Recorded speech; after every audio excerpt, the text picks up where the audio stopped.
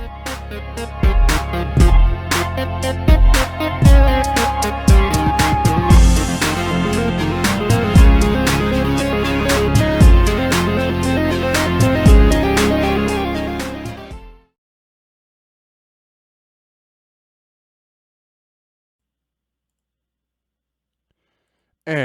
here we go. I need to adjust this after having dragged it with me halfway across. Well, not really. Okay, across 2 states. How y'all doing? I went a little bit informal today.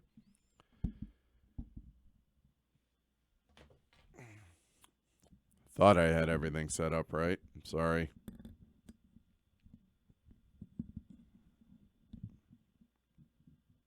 That's better. All right. How y'all doing today? Where to start? First off, I am home, obviously. So let's see. You know what? Hold on. A moment. Hold on.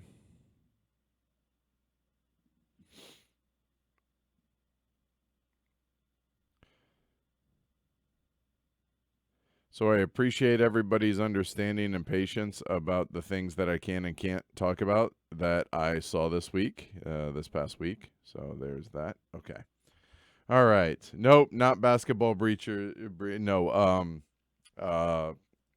penguin pajama bottoms. That's what I'm wearing today. So, oh yeah. Well, it is what it is. All right. So, as you can hear, a bit under the weather, but doing okay. Let's see, David, glad you could make it. So welcome everybody. All right. So let's go ahead and start with the big things in no particular order. HeavyCon is all set up. The invites were ready to go out before I went live today. However, we had to adjust a couple of small little not misprints, but anyway. Everything's ready to go. Invites are going to be going out when this is over, probably a couple of hours afterwards, because I want to dot my T's and cross my I's, or, dot my I's, cross my T's. So the first wave is going to be going out to attendees from last year and my local game group here. After that, in the next, I'm going to give it probably 4 days. And then I'm going to start inviting more and more people as we go along. So if you are interested in attending, if you have the flexibility to be able to make it to Boston, there is a chance that you will get an invitation this year. A chance. I am not promising. We are limiting it, obviously, just like we always do. And yeah. So we'll go from there. If you have not gone to heavycardboard.com/HeavyCon and signed up, you have 0 chance of getting an invitation otherwise. If so, if you have not, or if you have previously, if you have not, I would suggest you do so now if you want to try and make it. Again, I'm not promising anything about this year. However, in the little comments section, hey, I can make it in 2019. If you have already signed up and you know that you can make it this year,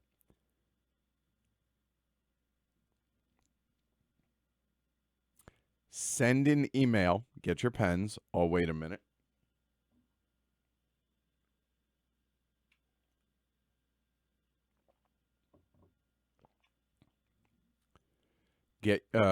Send me an email if you've already signed up and you're on the wait list to hcheavycon@gmail.com. And hey, I can make it to HeavyCon 2019, something like that. Give me the gist, give me the layout. Now, if you've already gotten an invitation previous year or last year, you'll get one again this year, so you don't need to do so. Otherwise, there you go. That will help. So that's HeavyCon. Where was it? Somebody just asked. Oh, Spencer, where's HeavyCon this year? In Danvers, Massachusetts, which is north-ish from Boston, about 30 minutes or so. There you go. All right. So that's HeavyCon. Teaching notes. You know what I'm going to do? I have 4 people on my list to help out, and I'm hoping that they will be able to have something for you guys next week. Um, I yeah, we'll leave it at that. Patron rewards. Everything else is the priority other than those. I apologize, but know that I'm trying to get to it, but that's where I'm at. I'm excited to get to them. I want to. Trust me, there's nobody who wants to get that stuff out to y'all more than me. And I'll answer questions, and then I'll talk about the gathering of friends.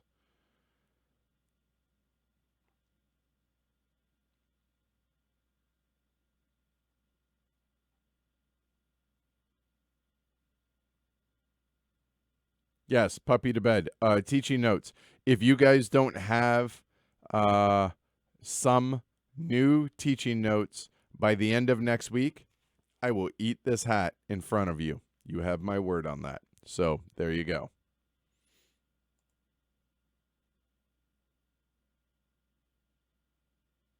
So that gives me till the 28th. Yup, I'm good with that. So hopefully that puts that to bed. Stefan, so anachrony opinion? Don't have one. Haven't played it yet. How was the gathering? I'll get to that shortly. Opinion on 18 Chesapeake. I've heard good things. I haven't played it, but it's cool to see it doing well on Kickstarter. That's awesome.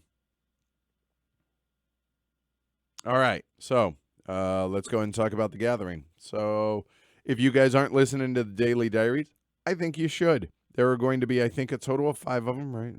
Thursday, Friday, Saturday, Sunday, Monday, Tuesday. Maybe 6. I forget how many. Anyway, I'm going to be honest with you. The last one's the best one because the last day was the best day yesterday. I got back at 5 a.m. this morning.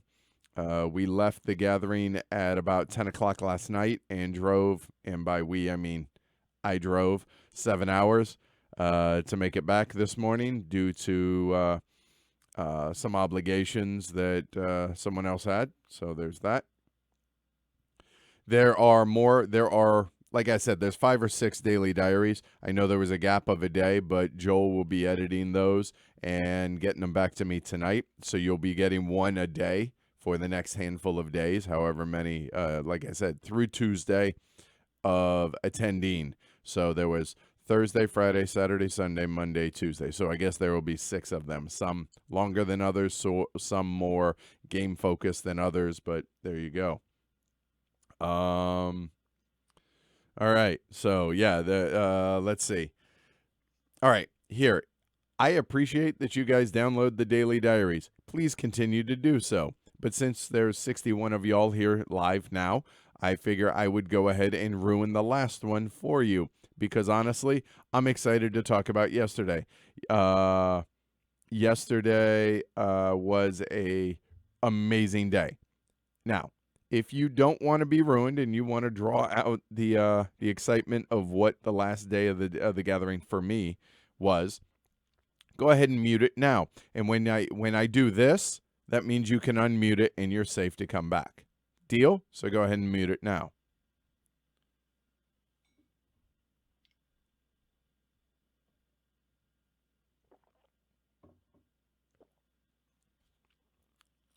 All right. So let's talk about yesterday. So I actually took notes each day on stuff here and here and everything.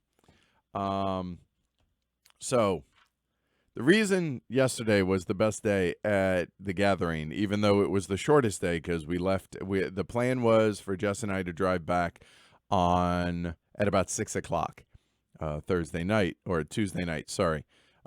You know what? Let me back up before I go into that.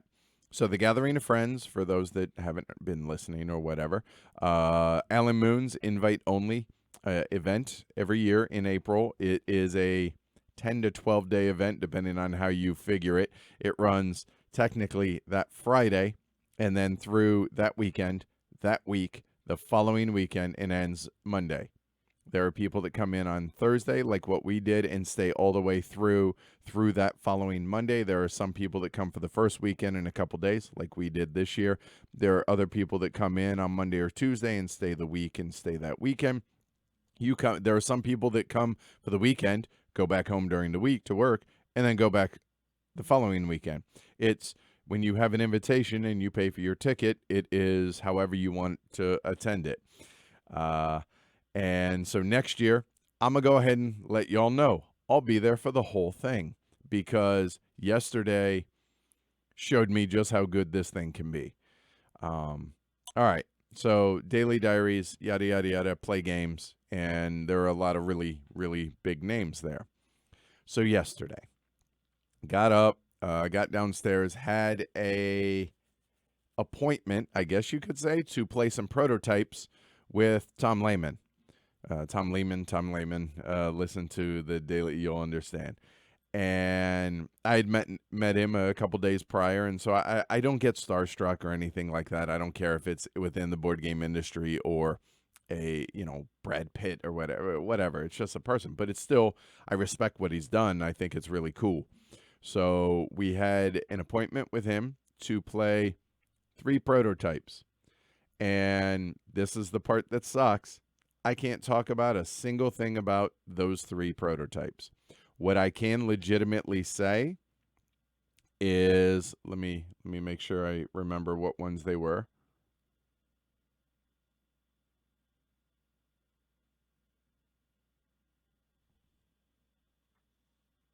Right. You will see all of them on heavy cardboard. Yeah, that I can say. So sat down, and it was me, Jess, Tom Lehman, and Bianca. Bianca is Jeroen Douwman of Splatter, his significant other, his wife, whatever. Bianca is also wicked smart, and I'm playing against her, Jess, and Tom Lehman.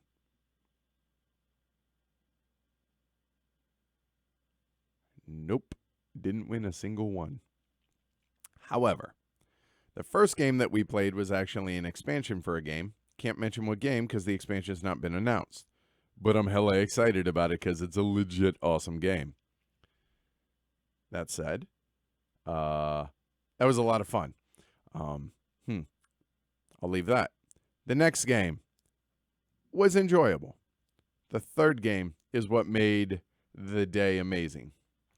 I had gotten up to go do something I don't know, and I come back, and there's now a 5th person sitting at our table, sitting where I was. So now I'm sitting across from Tom Lehman and Bianca. Jess is on my left. I sit here, and there's this other gentleman I didn't recognize to my right. And we are going to be playing a expansion for a game. And I introduce, hi, I'm Edward. Now, I had a red badge because it was my first year, so I'm a new guy. And he's like, he had a French accent and said, hello, I'm William. I was like, nice to meet you. And I looked down at his badge, and it's William Attia, designer of Kalis. So that's kind of cool.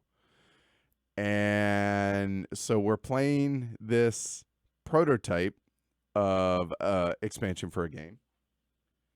And again, I'm not trying to rub stuff in. Let's be clear about this. I'm just being very careful. I love you guys, and but I can't betray these things. Every time we play a prototype of something, I ask permission or I ask, what can we talk about? Can we take pictures? Can we talk about it? This and that. And a lot of the answers so far were no about talking about. Some of them I've been able to, and I will continue to for the daily or I did in daily diaries, but a lot of these I can't. But you got to understand what made this awesome. So we're sitting here playing this game. Excuse me, and it's a prototype still.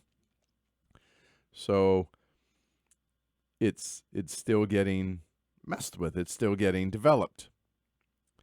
And in the second round, Mr. Kalis, William Attia, breaks the game, finds an infinite loop. And Tom's like, yeah, William, thanks. You broke my game. Great. Congrats. Totally deadpan. Now, these two are really good friends, I find out. And come to find out, this is what they do to each other. They try and break each other's games to try and make their games better. So basically, for the next 20 to 25 minutes, they start discussing how to fix the brokenness of this loop. And just being able to listen to the back and forth between William Mattia and Tom Lehman, and how they're coming up with ideas, and no, this doesn't work, and they're debating, like they're not arguing, but they're, flowing of ideas, but no, I don't like that, no, this doesn't work because of that, or whatever. And to be able to be a fly in a wall to watch that take place, that was really awesome. That was one of those surreal moments, right? And then Joe Huber walks up and is sitting down and listening to this, and then Jeroen Douwman walks up and is just talking, and Bianca, she's like, this is normal. I'm gonna go get something to drink and go to the restroom, because this is gonna be half an hour, and because she's one of the people that play tests and helps develop splatter games, so she's used to this. And obviously, I've been privy to some of this stuff with Jess and just being in the industry and everything. But to have Tom Lehman, Joe Huber, Jeroen Douwman, and William Mattia sitting around dissecting this and coming up with fixes on the fly, and Tom writing on game components to try and make changes, this and that, and then, okay, well, I'm going to invoke the RPG rule. Congrats, you broke it. I'm going to take away your toys now and put them up, and we'll not play with those.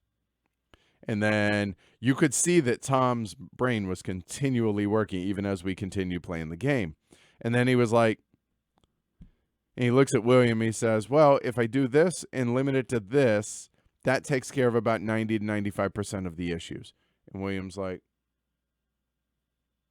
yeah. So Tom's like, okay. And he goes and grabs it and puts the components he took away, puts them back on the table, and says, okay, we can play with these again.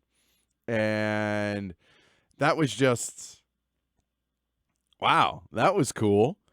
And then after that, I had gotten Jeroen, Joe, Alan,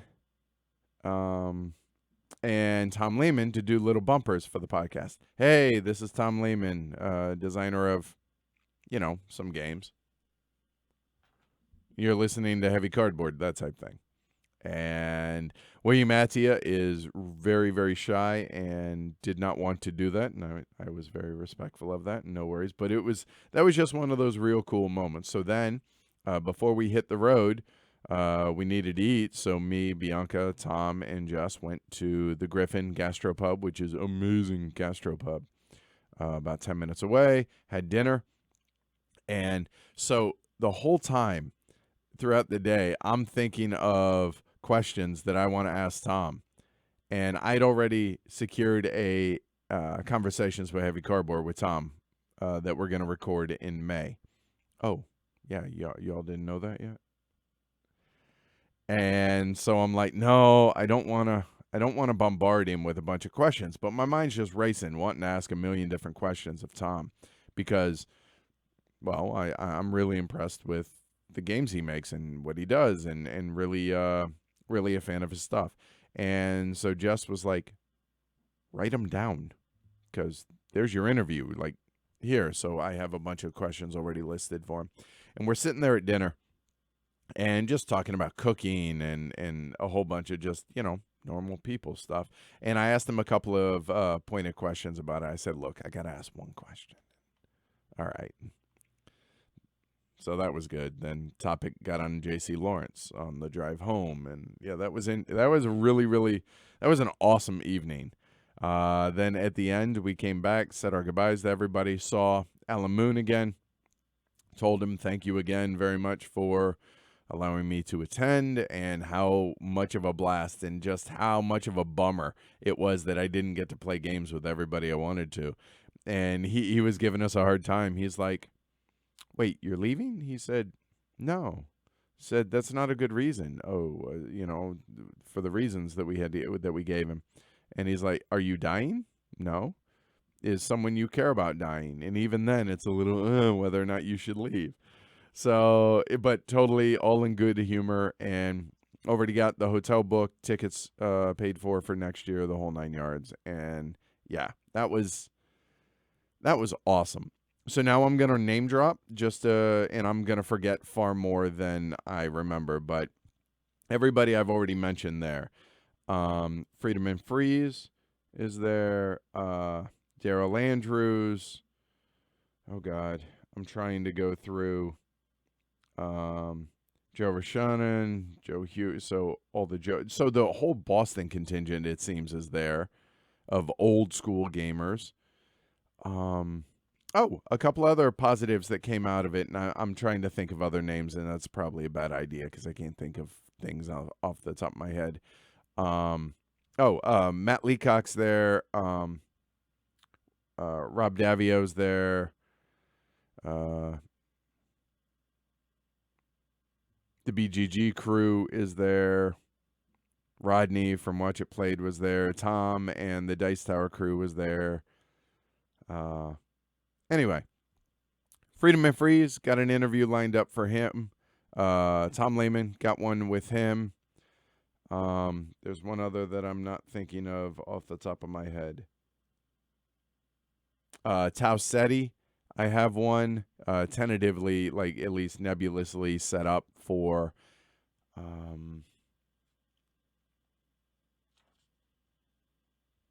moment.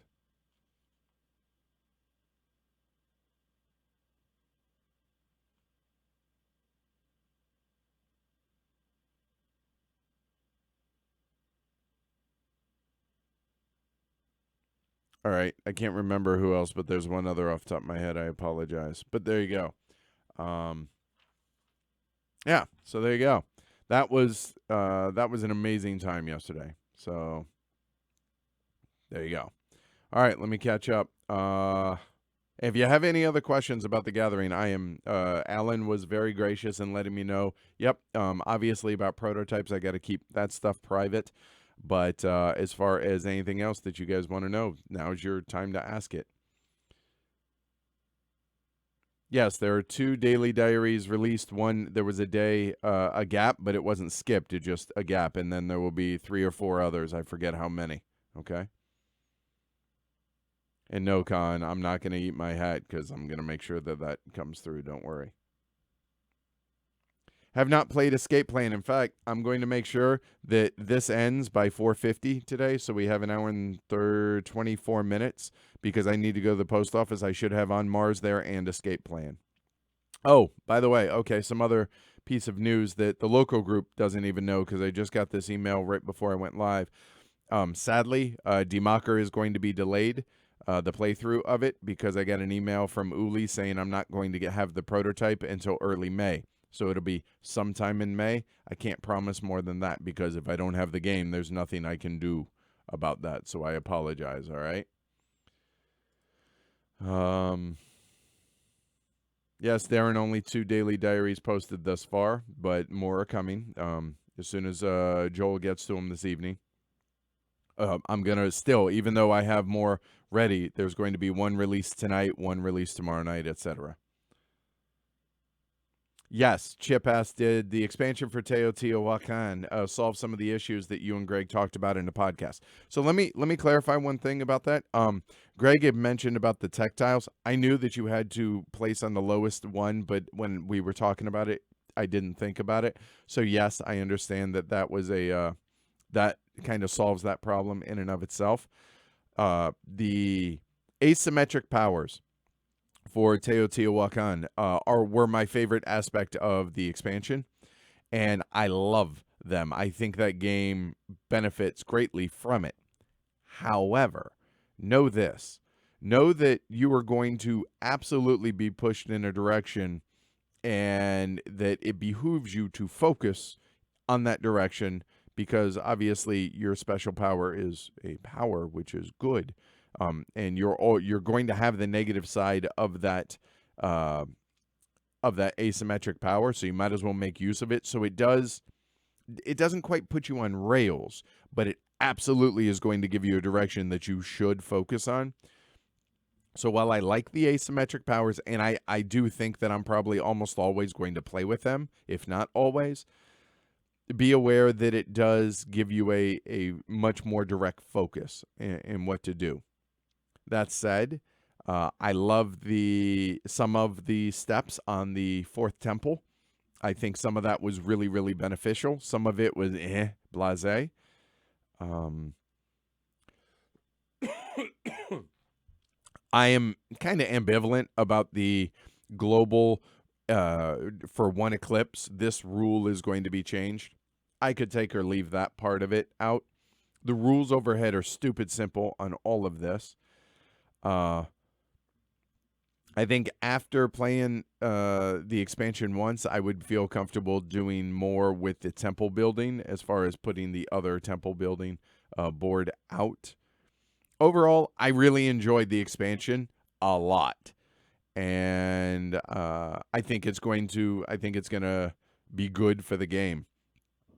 And as I mentioned, I was told that there is a small expansion coming out at Essen in addition to that. So there's that.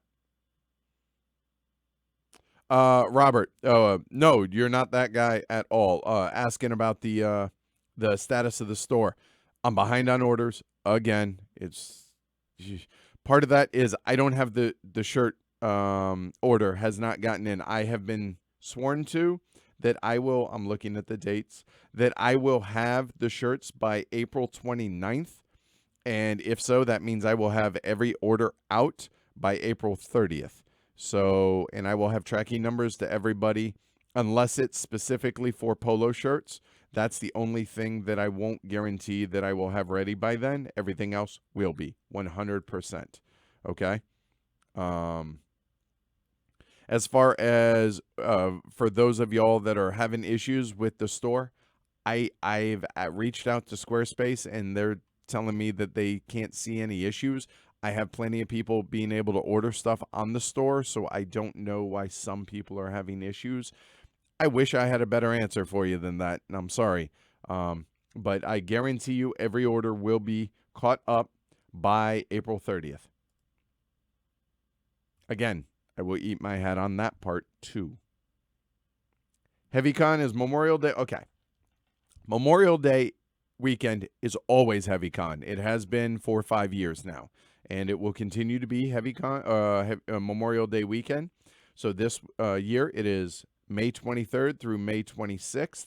And then if we look at next year, I can go ahead and tell you what it is for next year. It is going to be May 21st through May 24th.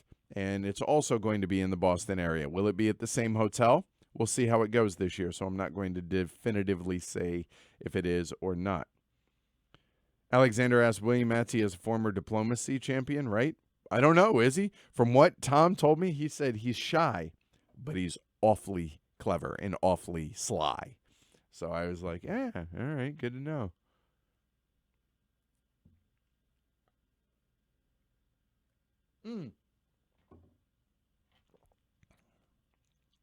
Say it, talking about 1846. I'm glad you did, because I got a couple other things I can talk about. So, Eric Brocious. So, Eric Brocious, for those that don't know, is part of Joe Huber's group up here in Boston. And Joe Huber is famous for playing games exceptionally fast, not uncomfortably fast, just he makes sure that people take their turns quickly. And Joe Huber, and both he and Eric Brocious, both are super, super kind guys, super great ambassadors for the hobby. Well, Eric Brocious, while we were playing these games with Tom yesterday, he came up and talked to me, and he was like, hey, we need to get together, da-da-da-da. And Eric brought this up to me, which was awesome. He said, you know what we need to do? Me and Joe need to come to your studio and not live stream, but we need to record a playthrough of 1846 so people can see how we can play this game in 90 minutes and then upload it so people will have their answer. And I was like, yes, let's make that happen, Eric. So we're going to try and do that in May or June. Just a accelerated playthrough of 1846. But again, due to their request, I'm not going to live stream that, but that doesn't mean they won't be on live streams, just specifically for that to be able to keep it moving quickly. Also, positive news. Cataclysm is going to be coming in May. a live stream of GMT's Cataclysm. There are a couple of folks from here in the Boston area. I saw them literally 5 minutes before we left last night. They were playing in one of the boardrooms, and I saw Joe Rashana come out of the door, and I saw the box of Cataclysm. I said, "Hey, Joe, are you guys playing that in there?" He said, "Yeah." I was like, "Well, excuse me." So I ran in real quick and saw the Boston part of the Boston contingent in there playing Cataclysm, and I was like, "Can we play this back in Boston, please?" And they were like, "Yeah, da da da da." So we got to talking about playing it and then streaming it. So yay, that is going to be coming next month sometime. Don't know exactly when yet. I have to wait for them to come back from the gathering because they're there the rest of this week. But yes, super excited about both of those content-wise. And I'm glad to hear it. Board Game Trucker says, "I love how you tell the story of these personal encounters, golden stuff, man." Good. That's I want to be able to convey this stuff because while there was work done and there is potentially, and by potentially I mean an imminent big announcement coming from stuff that happened at the gathering that's good news for everybody involved, meaning Heavy Cardboard and the other side of this, and I think to the benefit of y'all. Even though there is a fair bit of work that went on there, I got to be me and just play games and hang out with stuff and be like walking around and random folks coming up and being like, "Hey, Edward, you want to play a game?" And just play a game to play a game, not because we had to get ready for the show. That was really nice. I ain't gonna lie. It's been a long time since I've been able to do that. And that was a lot of fun. But it was still work. Don't. There were some discussions between me and Tom Lehman that may bear fruit down the road for other stuff. That networking's awesome. I will say that, and being a good person and being genuine and being me, I think has its benefits. So I'm really, really excited about this stuff. And I'm excited about HeavyCon. I'm so excited that I got that stuff locked down. Look, I know how late it is. I assure you, by maybe as soon as June of this year, I'll have 2020 locked down if it went well. And if not, then I'll say by August. But I'm super excited about this because, you know what? I just went to a convention that I modeled my convention after, even having never attended that one. And it was exactly what I thought it would be. And I'm really happy with the way that Alan runs his convention, and I'm going to take some of his, the way he runs it. I'm going to adjust how I run mine a little bit, meaning HeavyCon. But I'm super excited about this. I'm going to be able to play games with folks for 4 days and just chill out. I'm stoked for that. I'm really looking forward to this.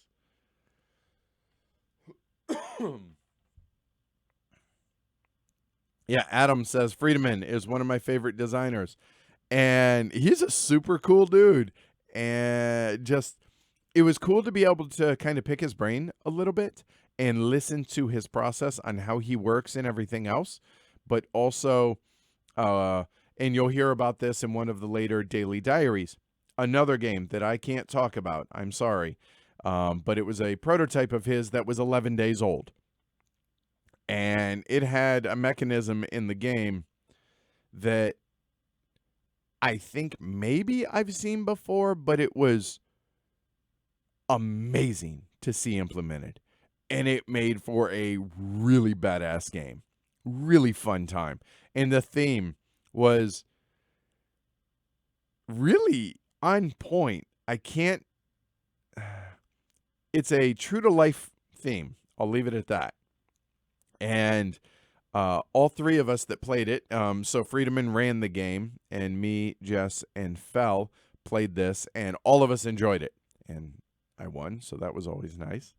But, yeah, it was really cool. And watching, one of the cool thing about watching designers playtest is, oh, no, this needs to be adjusted. They'll scribble out, like, a cost on something on the components, and they'll just write a new number. And they'll make notes and everything in their notebooks. And that was awesome to see. Like, for one of the games, watching some of the feedback that we were giving, that, like, balance issues on what something should cost or the benefit of something or whatever, and seeing that we're going to impact the final production of that. That's just cool, dude. That was just a lot of fun. So anyway, yeah, Friedemann was really nice, and I'm excited to sit down and have a long form interview with him at some point as well. Alan Moon, sir, that was the other interview that I have secured, even though I don't have a date for that. Alan Moon being the fourth one that I secured out of the gathering. Oh yeah, I forgot. Do that. Yeah, my bad. Oops. Thanks, E.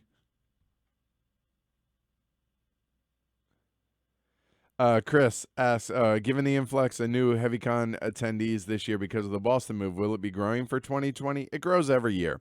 It started out with 18. Last year it was, I think, 159. It's going to be about 175 in theory this year, if folks can make it.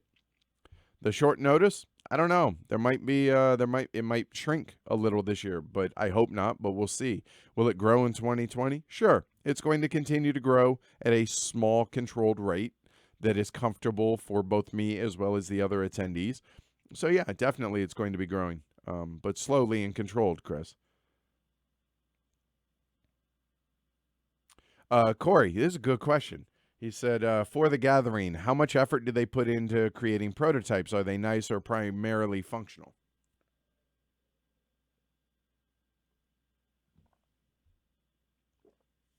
Like everything in life, I will say it depends. It depends on the level of the prototype. There were some prototypes that we either saw or played that were like near production. Like they might not have the wooden components. Like one that I can talk about a moment. Nevada City. The game itself is pretty much finished, and so there's not a whole lot they're changing. But like they didn't. We played with not tiddlywink, but you remember those old school poker chips, the little cheap little plastic ones. They're that you get at like the dollar store or something. So it had some of those in it, and it didn't have the right. We were playing with. They weren't Legos as worker action markers, but they were something like Legos. So they had some of these components that were just for marking stuff that weren't the real components. But a lot of them have finished artwork and this and that. And all of Tom's prototypes had, if not finished artwork, it looked like outside of you can tell that this was glued on to, this piece of chipboard or whatever. The artwork looked like it came from a published game, that type stuff. So they range. Some were like clip art, some were further along, and it all depends. So the one that we played with, Freedom and Freeze, that was 11 days old, it was obviously a piece of paper on like a cardboard board that wasn't for that game or whatever, and was cut out to be specific shapes. And you could tell it was probably applied either with sticker paper or with glue stick, and put on there. But it looked like a game, like it had, and it's all uh, when you steal something from one game, cannibalized. They were cannibalized parts from other games and stuff like meeples from a game or the wheat from Agricola or stuff like that. But so they vary, and some were literally line drawings for some of them with um, uh, sleeved cards, but the cards were actually just slips of paper that were in there with cards to make them firm, right? So you put say a playing card or something in there, and then you have a piece of paper on top of that. And there are designers and publishers there that were literally, it was like arts and crafts time. Like you can see them cutting out pieces for their prototypes and stuff. So they range, and it's not a level of the designer that matters necessarily. It more is how far along is the game. And so yeah, it very much varied on that. And it was cool to be able to see games that I know are not going to be coming out till 2020 or 2021 And now I'm going to be able to be like, okay, I want to see how this changes from this to how it ends up. And you guys know this. I'm the world's biggest 5-year-old. I like the access. And I've said this before. For me, outside of meeting y'all and meeting listeners and meeting viewers for the show, the absolute pinnacle for me outside of that of hosting the show is the access it provides of this behind the scenes stuff and just how nerdy and how geeky all of us are and how just people, just just people, just dudes, guys or girls, doesn't matter. And it was cool I love having this kind of access. And because I have this access, I try my very, very best to bring it to y'all and try and let y'all live vicariously through me. And I hope I do that because honestly, that's really what I'm trying to do, y'all. And I hope that comes through. I really, really do.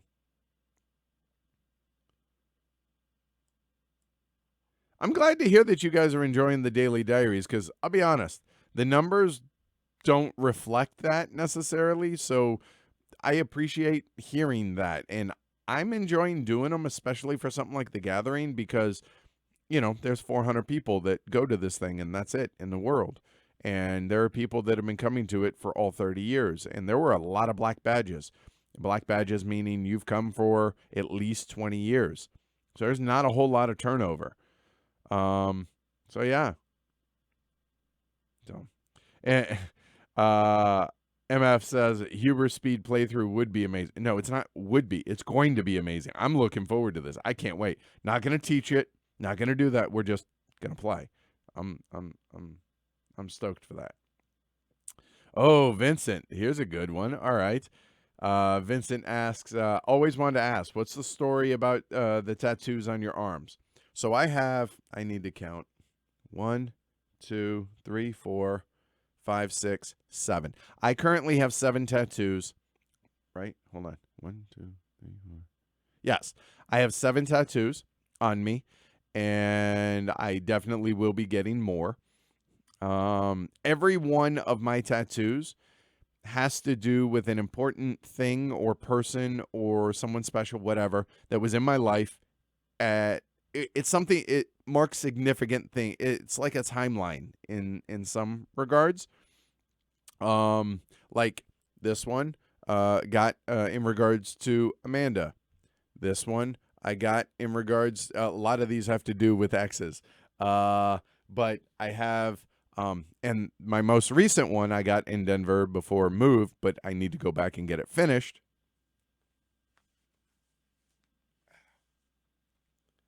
I think you guys, yeah, that shows up pretty well. My Eagle Globe and anchor for the Marine Corps for being a Marine. So that's there. And if we ever, when we hit 1,000 patrons, getting Davis tattooed makes a lot of sense because this is obviously it's been a massive, if not the massive thing in my life for 5 years. So there you go. I have, so let's see, I have Celtic Trinity symbols here. So the story on this one is this was originally supposed to be Irish knotwork going around here. That obviously was before this one. And I got this in Rockhampton, Australia. And I'm gonna, yeah, I'll let it. I showed the design for what I wanted to the tattoo artist, and he looked at me and said, "Yeah, I'm gonna F that up." I said, "You know what? I appreciate the honesty. Thank you." And I said, "Can you do the ends? And I'll get it done later, finish." He said, "Yeah, that I can do." So there you go. This one got done in Vegas. That one is, hold on, there you go. That one is actually done, the Chinese characters right there. Was my very first tattoo at 19 years old in Fallon, Nevada, when I was a Marine, when I was active duty in the Marine Corps. Then the scroll I got added on when I went to Japan a number of years later. And I get them confused because obviously I don't see them all the time. But on my back, on each shoulder blade, one, I have a Celtic cross with an E and an M, hanging off of it for Edward Martin, my first and middle initial.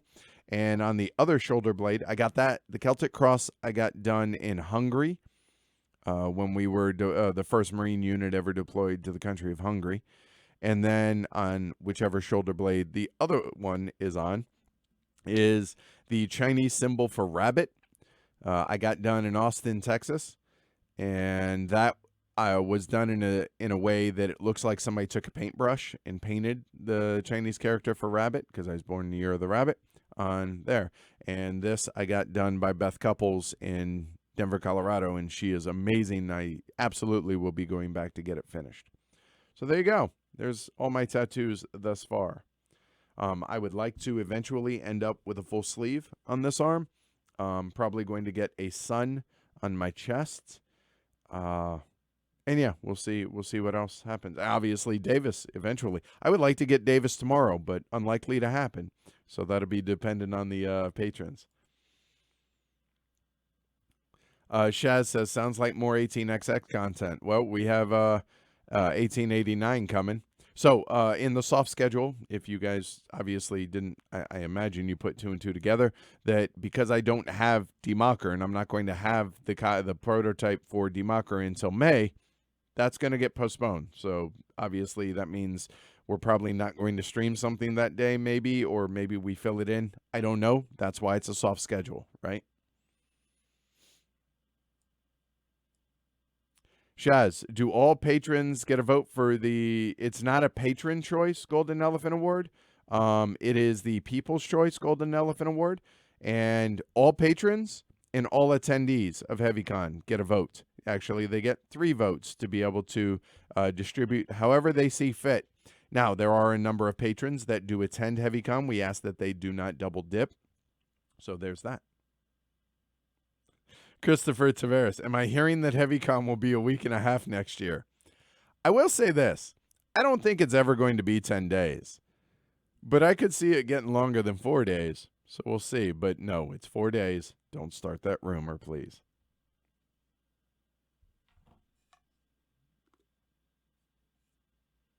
Yorick, hey.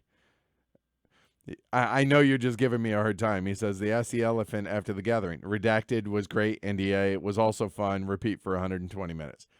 I could not talk about it. I'm just saying.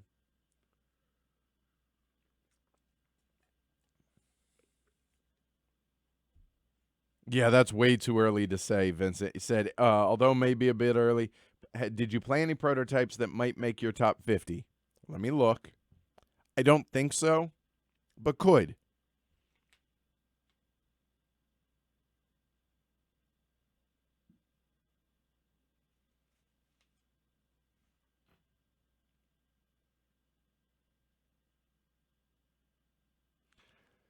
I don't think so, but there were a number that I did play that I really enjoyed.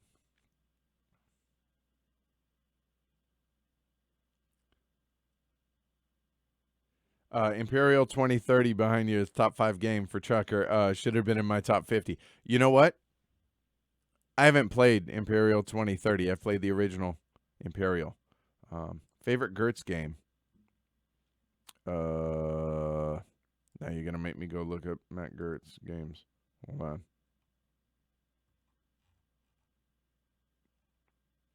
I actually had to look up either designers or publishers on BGG to see what's been announced, because there were a couple of games that I had not made any notes on whether or not I could talk about. So I went on to BGG to find out whether or not they were listed. And if they were listed, then I can talk about them. But if they're not, I can't. So, yeah, a bunch of those I couldn't.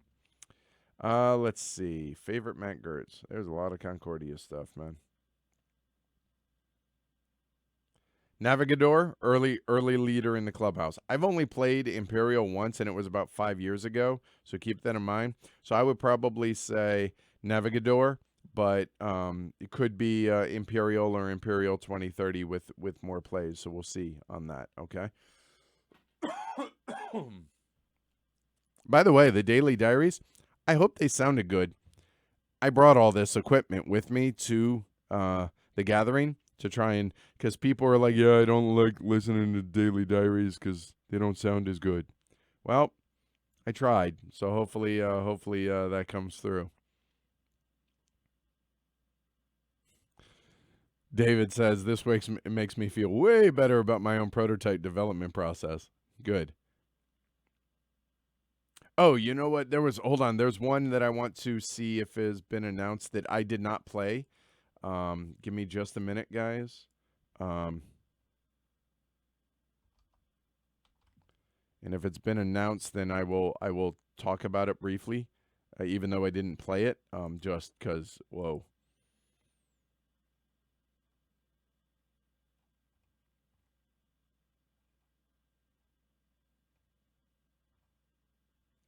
And there were definitely other prototypes that we had heard about that did not get a chance to see, but heard that they were there. Just there's only, and that's part of the reason I'm going to make sure. And well, I'm not. It's not all my say in this, obviously. That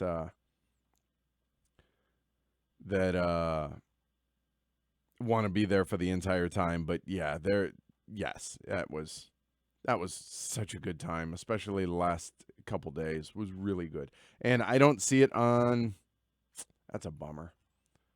Japanese horror, really cool theme. Anyway, can't talk about it, so we'll move on. Sorry.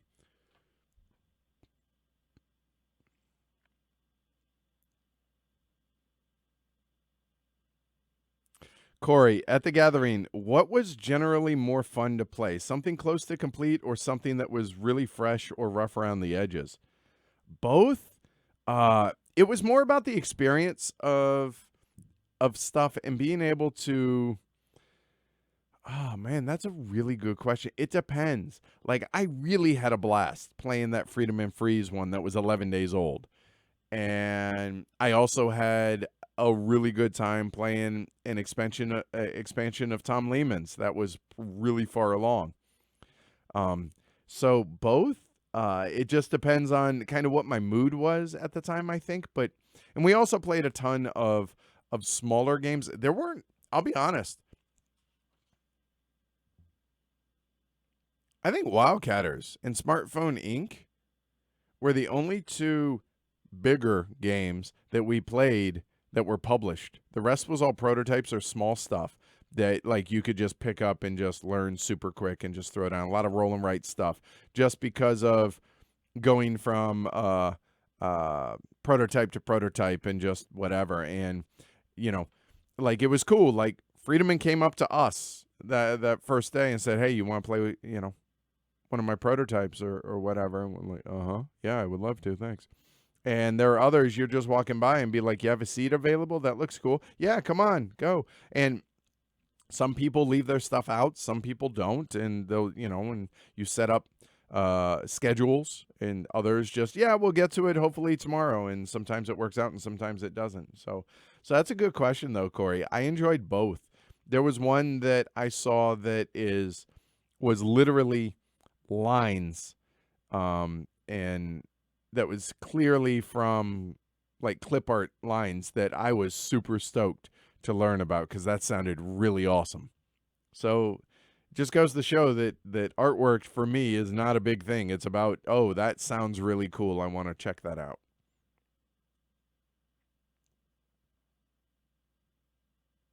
Do you think you become like Tom Vassell and not play any prototypes? I can see why he doesn't, but I don't, and I don't mean to speak for Tom here, obviously, but I imagine that's on a day-to-day basis. I don't have time for that either unless we're going to be streaming a prototype. Like take, for instance, on Mars. That's going to be a prototype, so I'm going to be playing that to be able to stream it for y'all. But that's going to be a far along prototype of it. At events like this specifically, thoroughly enjoy playing prototypes because I don't have time any other time outside of stuff like this to do that.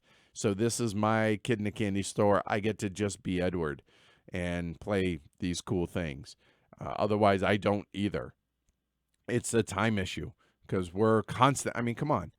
Look at the next couple weeks of content. When would I have time to play something that I enjoy just to play because I enjoy it? much less a prototype and like have to deal with the headaches that are, oh, this isn't, oh, let me fix this, this is changing, et cetera, et cetera. So just don't have time for it outside of specific things like this.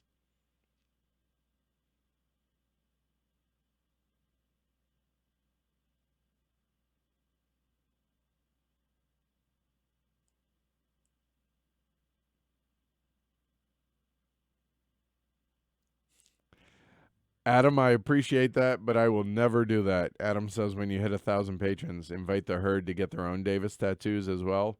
I won't do that just because this is my show. I mean, this is something I created, so it's a really big deal to me. And it's not to downplay how big it is to y'all. By no means. Obviously, y'all know that. But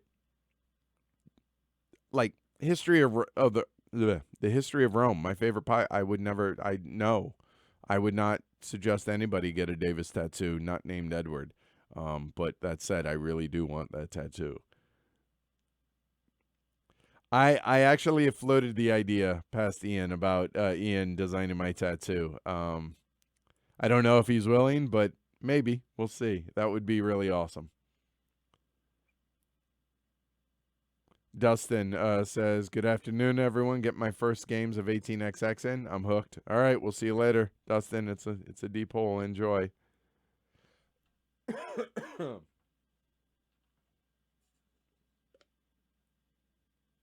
How many players will be on the On Mars stream? Let me go look. How many are we had? I think 4, but let me check. A moment.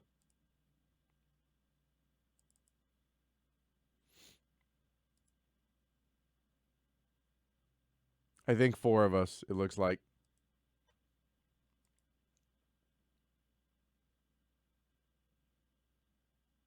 Oh, there you go. Capstone just announced bus pre-orders open on the 25th, so a week from tomorrow. Awesome. Glad to hear that.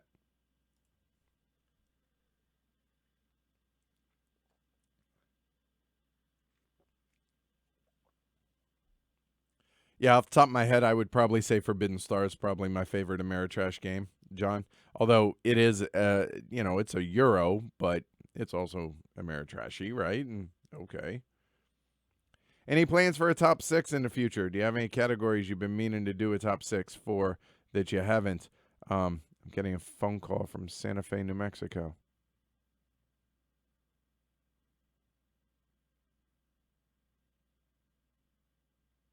You know what? Hold on one second, guys. I wouldn't normally do this. And I'm not going to do it. Apparently, I missed it. So I think I may have known who that. Anyway, it can wait half an hour. So, top 6s. I'd love to probably do one in May. Is there any that I'm jonesing to do? No, because believe it or not, those intimidate the hell out of me, and because it's hard to list and hard. I'm worried about. Oh well, why didn't you? Lists are scary. But yeah, look for one in May. All right.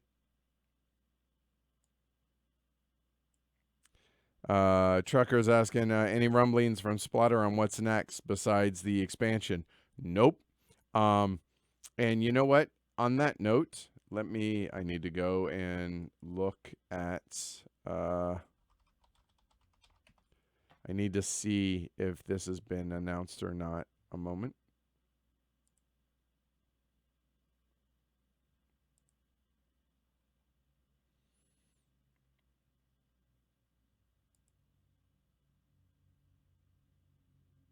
Okay, so no, I can't. I will say this. This I think is safe to say. I know literally nothing about a new game from Splatter, so there is no hint that there is one. I was able to talk to Jeroen a bit about it, and I know that Joris is hella busy at his day job. He runs a company, and he has very little time right now. So be happy with the Ketchup expansion. 2 things about the Ketchup expansion. Number 1, Jeroen made a point to come and see me on Thursday and emphasize that either before or after HeavyCon, probably before, but maybe not, maybe after. He's going to come to the studio, and we're going to live stream the Ketchup expansion. So that's awesome. The other thing that I will say, I'm not going to say a number, so I'm not going to answer that. Because honestly, Jeroen couldn't remember. But I will say this. I was legitimately floored at the number of modules that are in the Ketchup expansion. I looked at him and I blinked. I was like, really? That's how many you're including in that? And he was like, yeah. I don't remember exactly, but yeah. And I was like, wow. Okay. Just say more than I expected. I'll leave it at that. Freedom and freeze. Yeah, freedom and freeze. Yes.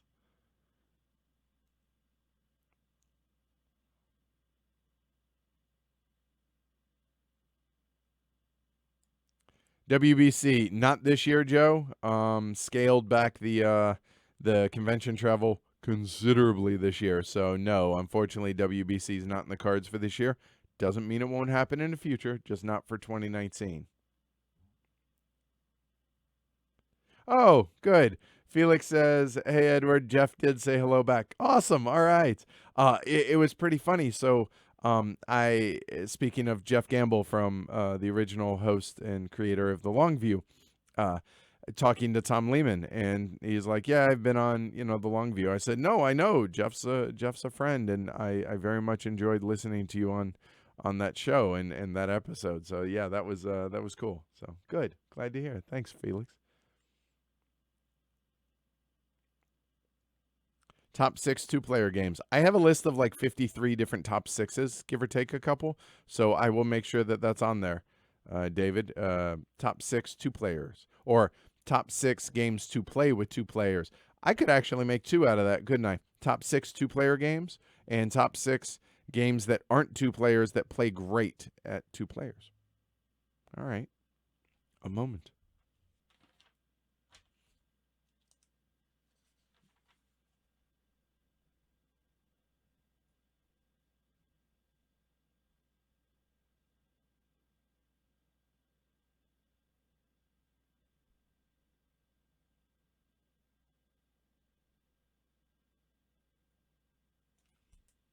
So my notebook, I've had this one for a while here, right there, that I carry around with me all the time to make notes on stuff. So this is the one I've always used, and it was a bit sporadic. Now I always use it. That's the one that leaves the house. This was a gift from Derek, one of the local Boston folks, a friend of Jess's, became a friend of mine, and a friend of his actually recently went to Thailand and got this. And so I don't know if you guys can see that, but it's elephants, and it's metal right there, and it's got a cool little thing and unlined, and so handmade notebook in Thailand. And so this is going to be my, when I'm here at the studio and in-house, like at my desk in the office, making notebook. So that was pretty cool. He gave that to me at the gathering, so that was nice. Top 20 thinky fillers. That's a lot of thinky fillers. I haven't given that any thought, Kyle, but I'll write it down. Hold on.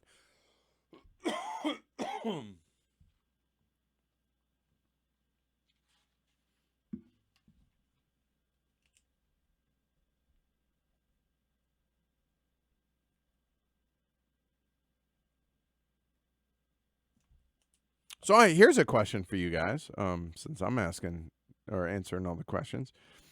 I'm curious to hear what you guys think should be, not what you think they are. What do you think should be some of the Golden Elephant Award nominees? Because starting to put together a list, and I'm just curious because I have a number of games. It is a crooked number. I will leave it at that. Vincent, 18 Chesapeake. Haven't played it. No opinions on the game itself. Sorry. 1822, still my favorite. 18XX. Yes. On that note, this was also cool. So there were a number of 18XX games getting played, and there's a group of fellas that were very, very gracious in both welcoming me to the gathering, but also inviting me that at 9 a.m. every day, they start up an 18xx game, and they play a variety of them. They played 1822 Mexico, 1822 CA, and 1822 all 3 days in a row. It's starting at 9 a.m. and then they had the rest of the day to be able to play other stuff. And they were like, "Are you going to be joining us this week?" And I was like, and I heard about this on Tuesday, and I was like, man, or Monday or Tuesday. I was like, you know what? Not this year, but I guarantee I will next year. So that was really, really cool. Roger, have they finalized the milestones in Ketchup expansion, or are they still in development? I don't know the answer to that. I didn't ask specific questions about Ketchup other than how many modules were going to be in it. I don't know. I've never played Empire's Age of Discovery, Kyle.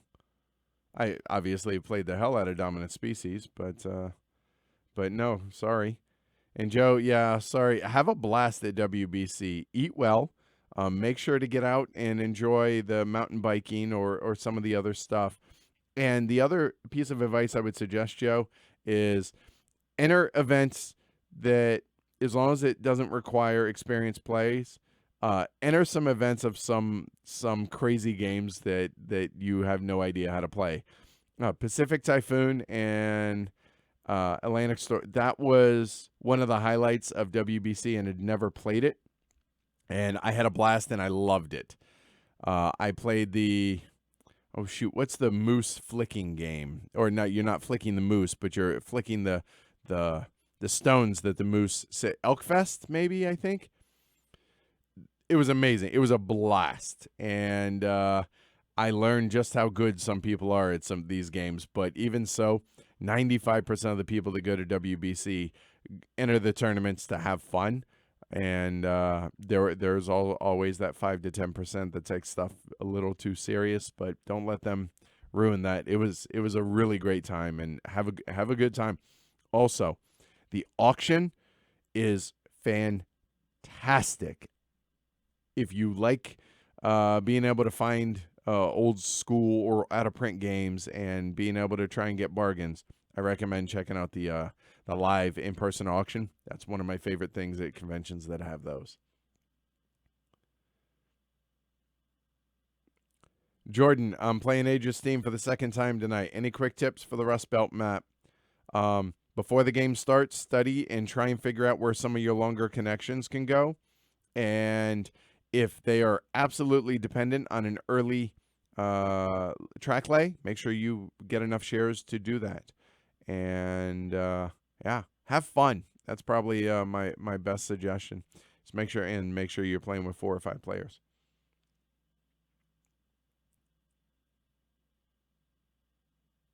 Donning the Purple, kind of a more streamlined Time of Crisis. I could see that, but I think I'm still partial to Time of Crisis. Speaking of which, really want to play the expansion. All right, so let's see what people are saying. So Root, obviously.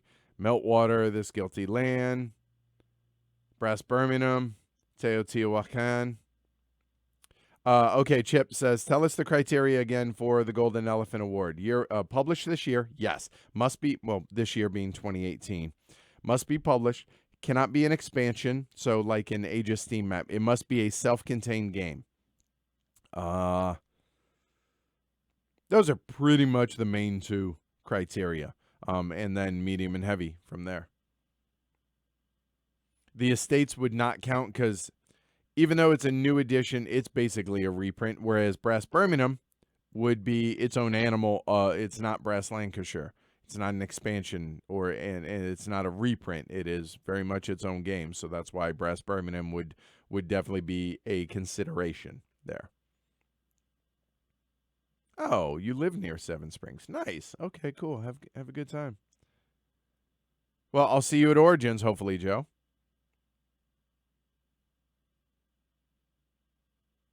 Sorry, Robert. You know what? I will say this. I will have the polo shirts. Now, keep in mind, the polo shirts are, after I get so many ordered, then I will order it, because there are about like feels like 40 different colors and like 7 different sizes, so I can't stock all of those. I would be bankrupt. So as people order them and I get enough, then I place the order for the polo shirts. But I will, no matter what, I will have an order in. And well, I want to have these available for HeavyCon pickup for those that are traveling to HeavyCon, so I will have them in my hand by HeavyCon. Because honestly, I'm just tired of falling behind on this stuff, and I want to catch up and get it all, on top of it. So that's my my excitement for that. Liberation, 18 card wallet game by Button Shy Games. All right, David. All right. Tokyo Metro. All right. Okay. So I'm surprised I don't see stuff like Cataclysm or other 18xx games. Interesting. All right. But, I mean, there's only, 58 or so of y'all. Dude, my phone is blowing up. Probably because of HeavyCon getting the secondary hotel and all that lockdown.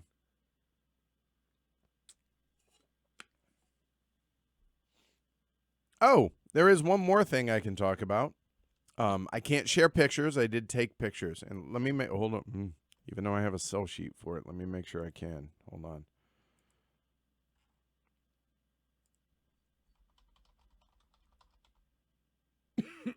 Oh, shoot. Okay. Here's what I will say. I think I can briefly talk about it because I've seen it discussed in other places. So here you go. There's a game. I'm not going to mention the name because, anyway, the designers are local-ish. They're in the Boston area. I found that out from Eric Brocious. Eric Brocious had a prototype of this game. It is players who, it's an 18xx-ish, and I think I saw it in Slack, the discussion about it, where players aren't investors, they're demons, and they are fighting for the souls of musicians. And their investments is 10% pieces of their soul. And this sounded hella bizarre, hella weird, and the fact that Eric has it and the designers are here, just saying you may see it in the coming weeks and month, maybe 2 months on the show. Because, yeah, Eric said everybody that had it was just having a blast and laughing and being like, yeah, I could see that as actually happening if we were battling for souls. So, it sounded really cool. So, there you go.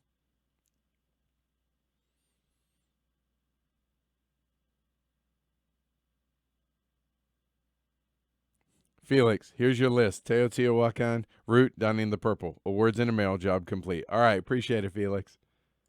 What are my thoughts on Twilight Struggle? My initial thought is I'd like to play it more. I have a collector's edition I haven't played yet. When we stream it, we're going to stream that edition of the game, though. But that's another game that I'm intimidated to stream because there are such high-level experts that I'm going to just constantly do dumb stuff in that, and people are going to just... I'm learning. One other thing. On the drive to dinner last night with Jess, Tom, and Bianca, it was really interesting to... I don't even know how the discussion started. I think Bianca said something, or it doesn't matter, about people looking to tear you down and how Bianca and Jeroen and Joris and Tom all have to deal with this. And at a certain point, if it's just one person barking or a small select group of people barking, maybe you don't pay that too much credence and you learn to get thick-skinned. And if it becomes louder, then obviously you need to evaluate some stuff and take a look at it. But the other thing that Tom suggested was at some point you just take a break. You take a day off, take a day away from it, clear your head, and come back fresh. And because I asked him, I said, how do you combat that? I said, because it's still a learning process for me. And he said that's exactly how. I said, all right, I appreciate it.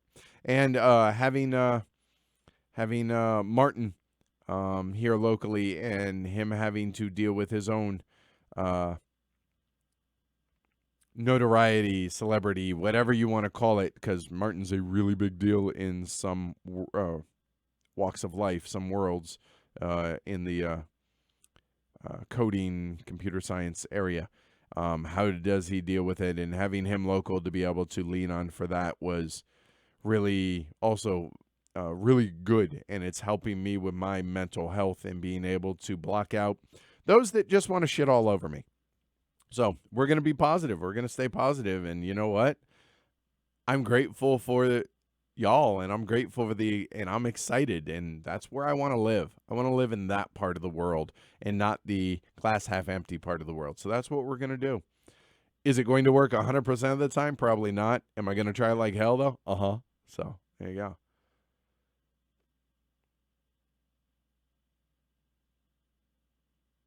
Have I considered an intern? Uh-huh. I don't know how to go about doing that, but God, I would kill for that. Yes. What are my thoughts on the coin series? I think it's an amazing series. It's not my favorite thing in the world. Can we expect a stream of one of those? Yep, say it. Soon. We get to it when we get to it. Colonial Twilight is probably the most likely one to see first because it's 2 players, and it's a whole lot easier to get 2 players to commit to playing that a number of times before we stream it, as opposed to blocking out an entire day for 4 people and having to do that multiple times before we stream it. So there's that.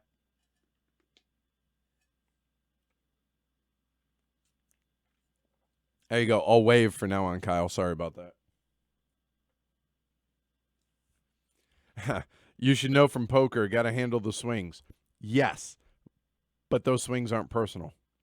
So it's just a matter of, it's a learning process still. And I'm probably the most sensitive person I know, which sucks when you deal with it. But I'm learning to be less. So there's that. And Jess is an amazing influence, as are a lot of my really good close friends, about, you know what? Try and trick your brain. Be positive. Stay positive. And you know what? There are always going to be people that want to tear you down, either through jealousy or they woke up in the wrong side of the bed, or maybe they're going through a lot of stress and you just happen to be wrong place, wrong time, and they just want to tear you down because they're miserable. Okay. But you know what? I'm going to try and stay positive. I'm going to stay and focus on the good things. I'm very grateful to be able to do this full time. Is it a lot of work? Yes. Do y'all do a lot of work in your day jobs? I imagine so. So it's no different. It's just I punch my own clock. And somebody mentioned in Slack the other day, can't imagine having 700 plus bosses. I don't. I have one boss. It's me. However, I do take y'all's input a lot, and so it may seem that way, but I need to do a better job of realizing that I have one boss, and I need to, so positivity, man. It's just more enjoyable to live life that way. I mean, look at what I get to do for a living. I should enjoy this, and I'm going to make sure that I do. So there you go. All right. Well, we're caught up. That's it. Let me check. Let's check Slack. I said I would. No, nothing. Wow. Okay. Am I doing these too often? Like, is one a month? Is this like, I feel like I'm like, you guys are having to struggle to ask me questions. Am I reading that wrong, or should I do them maybe every 2 months? I'm trying to do it for what y'all want. I like this. This is fun for me, but I want it to be something that you guys enjoy and think is valuable to you. So you guys let me know that. I still got to clean up Hornet Leader. I'll be doing that later after the invites go out for HeavyCon tonight.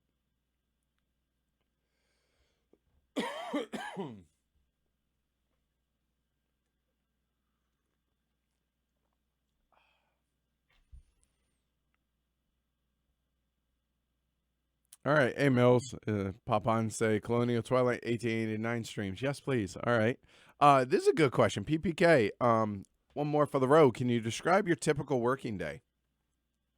It all depends. Let's talk about if it were a stream. So take for instance tomorrow, right? Is it tomorrow we're streaming Small City? Oh, I just got back at 5 this morning. I've only had a couple hours sleep, so bear with me. I apologize. Bring up the calendar. Yes, tomorrow, Small City. All right, there you go. Typical. So it all depends on the bedtime the night before, this and that, whatever. If it's a typical night, I probably go to sleep between 1 and 2, and I'll wake up probably about somewhere between 7 and 10, depending on how late I get to bed, how late I was working. Then after that, in theory, I would like to grab something to eat and make something for breakfast or whatever. And make some tea. Then from there, I come in here and this isn't an exact play-by-play, but I will set up the room here. So I have to set up the shelf behind me, make sure that the Glory to Rome board is updated, the patron numbers are updated, and have the right box up there. Then I have to go through and make sure that all of the little notepad things for the scrolls and everything else that's underneath the games, and all of those are ready. And once that's all done, some days I'll set up the game right away. Other days I won't. Then I will head upstairs and I will grab the game with me and make sure I have the board with me, as well as the rules. And then I start writing my teaching script. And sometimes that can be 3 hours. Sometimes that's, if it's Feudum, it was 15 hours. That's the exception to the rule. But I would say 3 to 8 hours, I think, is reasonable. Sometimes I take a break in the middle to eat. Sometimes I don't. But I will do up my teaching script for that.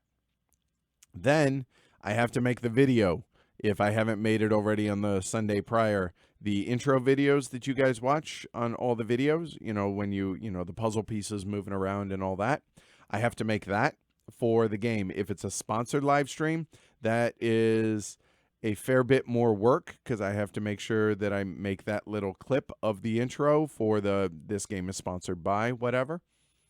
So that takes up some amount of time. Then after those are done, and the teaching notes are done, or at least mostly done, I then will come back down here. I'll turn on all the lights, I'll turn on all the cameras, and I'll set up the game.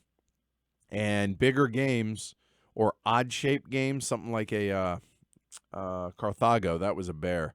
But other bigger games, physically large table space games, I'll fiddle with that. That will take anywhere between 30 minutes on a more simpler setup to upwards of 2 hours to set up a game. And the reason, so I'll vacuum up the table, I'll wipe it down with a wet towel, and then once that's dry, I'll probably do that when I was down here in the morning. Then I set up the game. And setting up the game means I turn on all the cameras, and then I bring up XSplit, which is the software that I use here. And then what I do is I take down the chat and I take down the player camera windows, and I make it full screen. I have a 40-inch TV over here that we use. So whenever you see me looking over this direction, like I'm looking right now, I'm looking at the chat here, but that is where the TV is. And so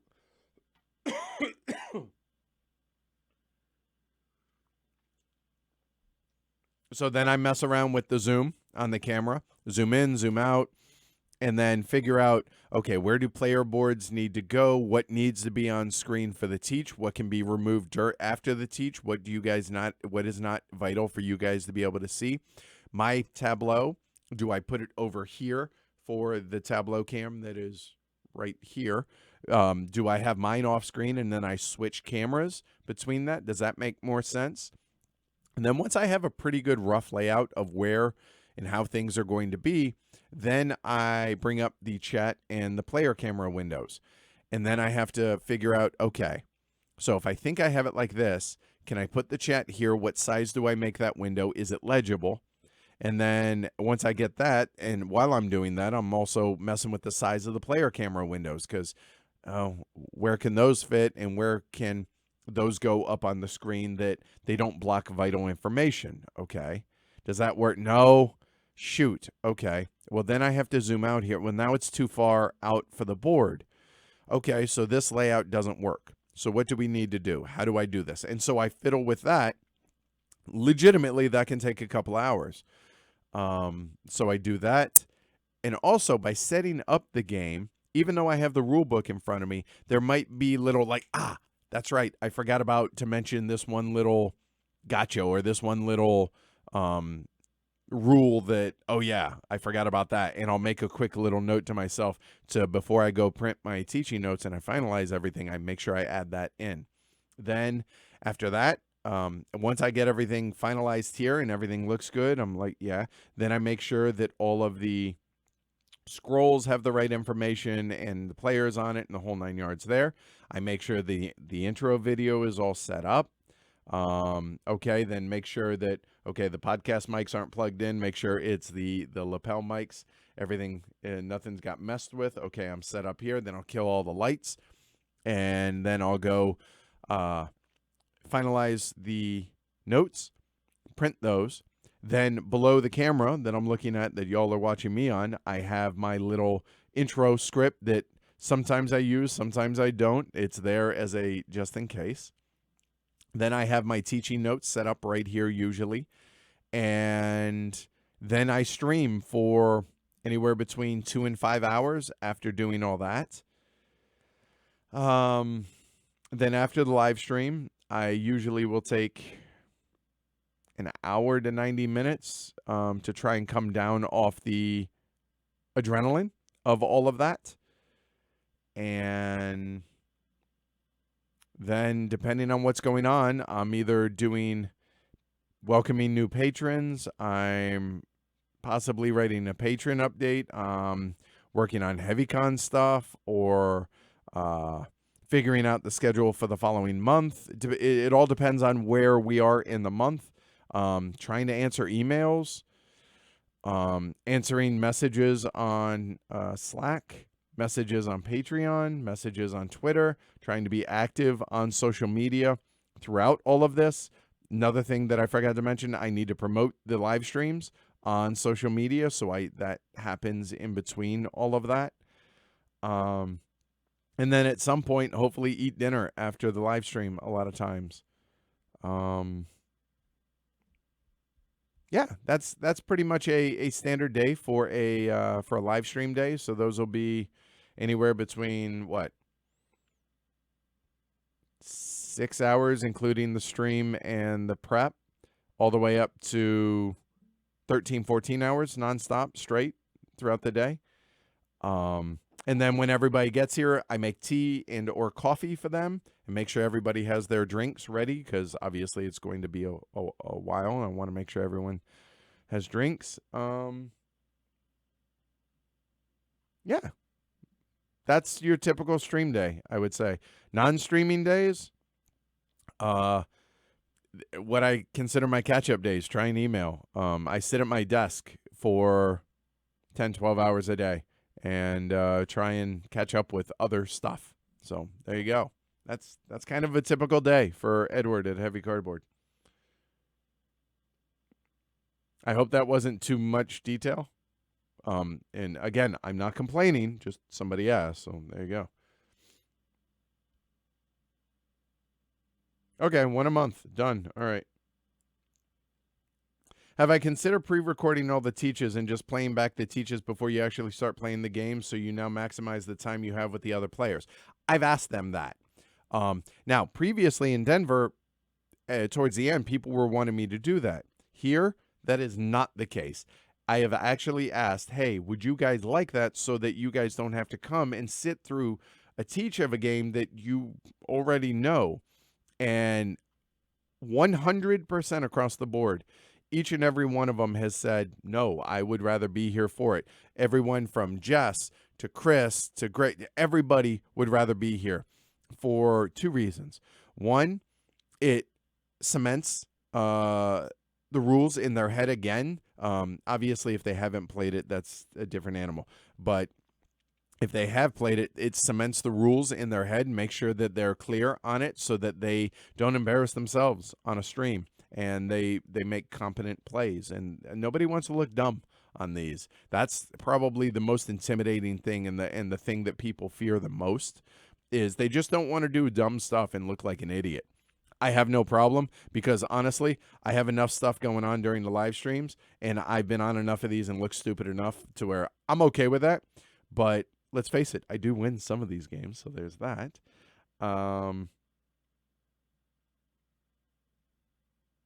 Okay. Sorry, guys. Minor emergency.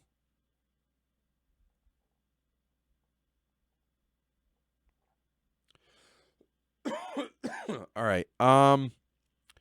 So yeah, I've thought about it, but across the board, people have asked me specifically to not do that here locally. And I love you guys, but I need to make sure that everybody's comfortable here. And if they prefer that, then no, that's how that's going to be. All right. Absolutely, Polis is on my Sunday streams. That's up to you guys, Shaz. You guys didn't vote it. You voted it off the island during the patron vote. You guys voted it off the island. So it's not coming back. So at some point late this year, I'll stream it just because I want to stream it. And I've mentioned this before. There are games that I intentionally don't put up for you guys to vote on. Because damn it, I want to play them and I want to stream them. And I'm scared that you guys choose the wrong games. So yeah, there you go. So yes, Polis will be making an appearance later on this year.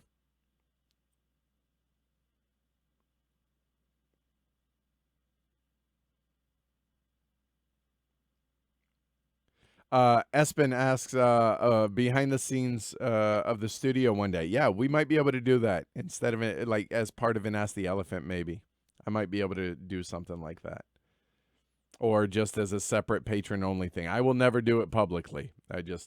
Does that mean it won't get posted somewhere? Unfortunately, that doesn't. It still would. I like how it looks. I like how it looks professional. I like how you guys don't see the cameras. You don't see tripods. You don't see lights. You don't see equipment. You don't see any of the incomplete paneling on the walls and all of this. I like how it, it's movie magic. I like having that there. Okay.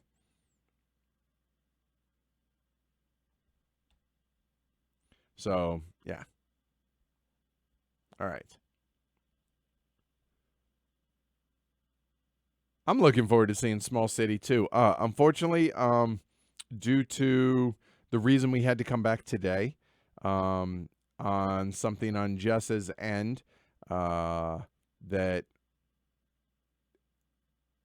I think, yeah, I can say this. Yeah, I think it's okay. Her oldest, has her birthday, and so she's going to be spending the evening, having a girls' night out, which I'm excited about for them. So Jess won't be joining us for the small city stream. So it'll be, as of right now, it'll be 3 of us. We may get a 4th fill in. We'll see. All right.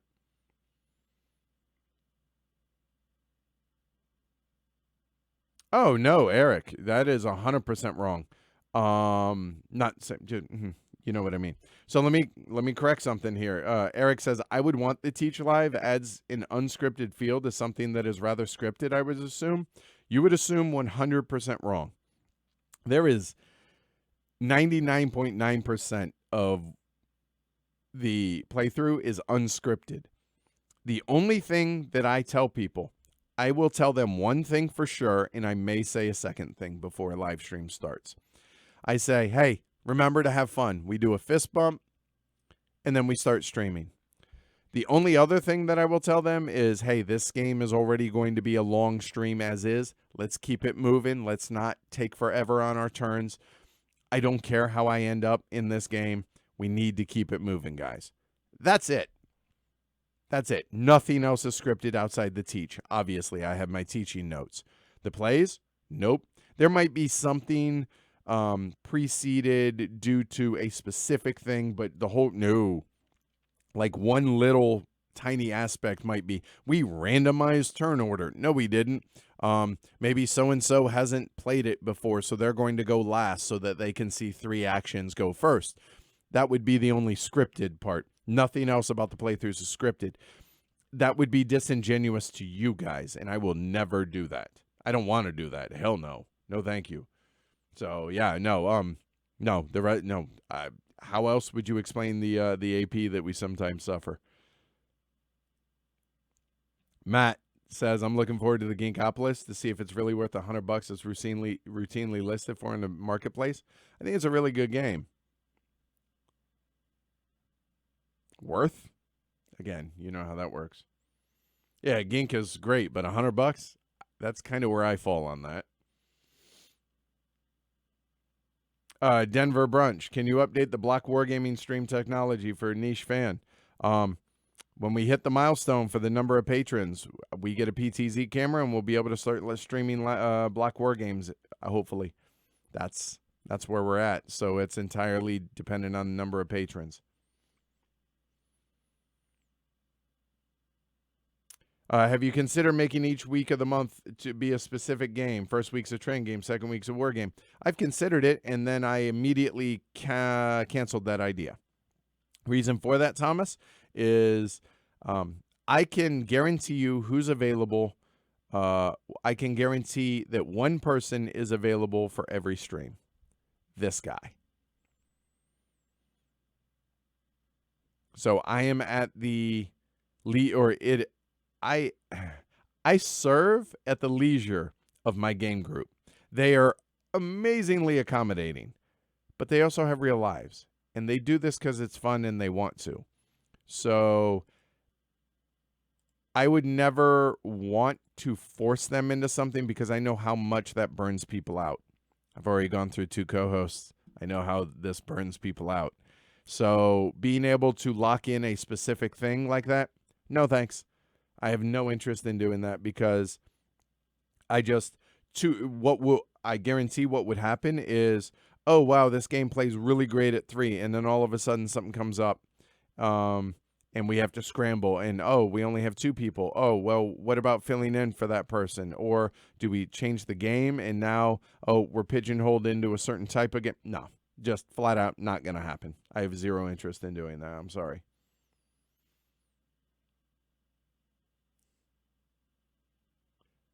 We've done a stream of Glory to Rome already, Trucker. Okay, the teach, not the play. Sorry about that, Eric. Okay. That's why I would like it not pre-recorded. For me personally, even though I have a script, right? And even though you guys can't see me on camera because I take down the player cameras, I'm looking at everybody when I'm teaching because I avoid chat like the plague. And I tell that's one other thing that I tell new players to live streams or new streamers here with us is you can read the chat if you want during the teach. Do not speak about, do not interact with the chat whatsoever during the teach. That is absolutely intentional. And the reason for that, hold on. The reason for that is it throws me off. And I need to be able to teach the game. That needs to be the focus during the teach. And so if there's 3 players, so there's Jess here and a couple folks over there, I'm going through my script and either I'm, pointing stuff out or one of the 3 of them are vannaing for me. They're pointing stuff out. I'm going through my script, but also I'm talking about things. I'm like, does that make sense? Like, I'm making eye contact with everybody. It helps it be how it is when I teach the game at a convention or, on a normal game day and not on the stream. I need that for that to be me because obviously I don't give a whole lot of flavor in the teaching script. There's the occasional, haha pun or joke in there, rarely, but on occasion. So I have to be able to be me. So I have the teaching script and I'm going through it. And then I kind of ad lib a little bit here or there, which sometimes throws me off. And that's also why sometimes it's not as smooth as I want it to be because sometimes I improv too much and I'm like, You wrote the damn teaching script. Follow your damn script, dummy. Ah! And I get mad at myself, so it happens. But I try and stay very much on task. And one thing that I've said before, here's a little behind the scenes thing, is I want you guys focused on the teach when I'm doing the teach aspect. But there is an ulterior motive as to why I take the player cameras down, is I have my notes right here. I don't want you to see me referencing my notes during the teach. I want it to sound like everything is perfect and I have everything committed to memory in the whole 9 yards. Sure, you guys know I have scripts, obviously. But there's a lot of people out there that don't. I kind of like that. Again, it's movie magic, right? So I don't want to ruin that suspension of belief that, oh, wow, he knows everything. Yeah, that's kind of my job. So I kind of want that. So that's the other reason why I take the cameras down. So there you go. Oh, Espen, pizza and beer. All right, have a good time. Take care. Recently bought Keyflower, Edward. Are the expansions worth getting? I'll be honest, I've yet to play them. I would like to revisit and stream Keyflower 3 times. Base game again with 4 times with one of the expansions, and then with both of the expansions, so 3 times. Yeah, I would like to do that because Keyflower is awesome. I would like to do that.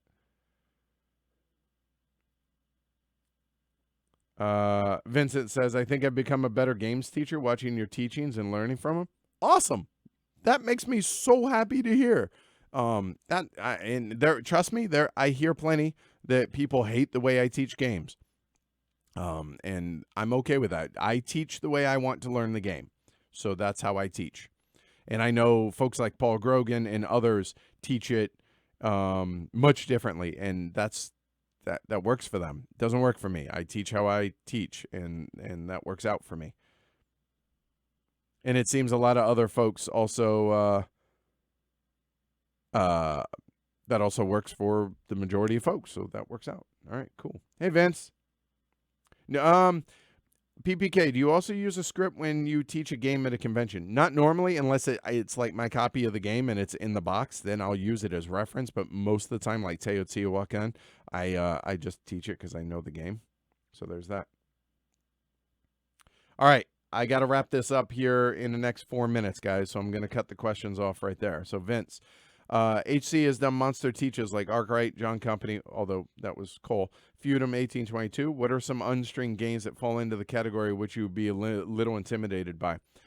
Most of the war games, a lot of 18XX,